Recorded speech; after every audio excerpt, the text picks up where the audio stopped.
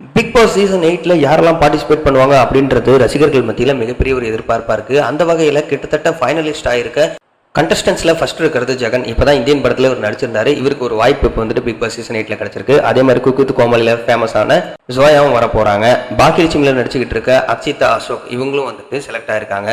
கூடவே தீபக் தின்கர் இவரும் வந்துட்டு தமிழும் சரஸ்வதியும் அது மாதிரி சீரியல்ல நடிச்சிருக்காரு. பாரதி கண்ணம்மா சீரியல்ல வெண்பா கேரக்டர்ல நடிச்ச ஃபரினாவும் இந்த தடவை பிக் பாஸ்குள்ள வர போறாங்க. வாழைப்படத்துல இப்ப ரீசெண்டா ட்ரெண்டான திவ்யா துரைசாமி இவங்களும் பிக் பாஸ்குள்ள வர போறாங்க அப்படின்னும் ஈரோடு மகேஷும் கூடவே பப்ளு பிருத்திவிராஜ் இவங்க 2 பேர்த்துல இருந்து ஒருத்தர் மட்டும் உள்ள வரதுக்கான வாய்ப்பு இருக்கு அப்படின்னு சொல்லப்படுது.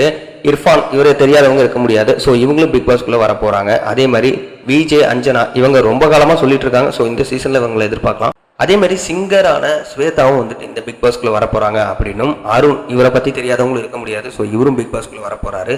அதே மாதிரி பாண்டியன் ஸ்டோர் சீரியல்ல நடிச்ச காவியா அப்படின்னு சொல்லிட்டு அவங்களும் அதே மாதிரி டைரக்டர் பார்த்திபன் இவங்களும் வர போறாங்க அப்படின்ற மாதிரியான நியூஸ் வந்திருக்கு.